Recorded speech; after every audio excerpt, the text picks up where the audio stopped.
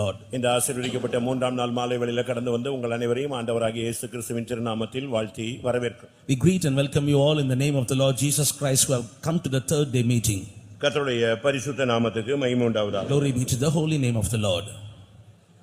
மத்தேயு எழுதின சுவிசேஷம் 15ஆம் அதிகாரம் 22ஆம் வசனத்துக்கு நம்முடைய கவனத்தை நாம் கொண்டு வருவோம். Let us turn our attention to Gospel according to St. Matthew chapter 15 verse 22. அப்பொழுது அந்த திசைகளில் குடியிருக்கிற கானானிய ஸ்திரீ ஒருத்தி அவரிடத்தில் வந்து, ஆண்டவரே, தாவீதின் குமாரனே, எனக்கு இரங்கும், என் மகள் பிசாசினால் கொடிய வேதனைப்படுகிறாள் என்று சொல்லி கூப்பிட்டாள். And behold, a woman of Canaan came out of the same coast and cried unto him, saying, Have mercy on me, O Lord, the son of David. My daughter is grievously vexed with the devil. கர்த்தருடைய பரிசுத்த நாமத்துக்கு மகிமை உண்டாவதாக. Glory be to the holy name of the Lord. மனித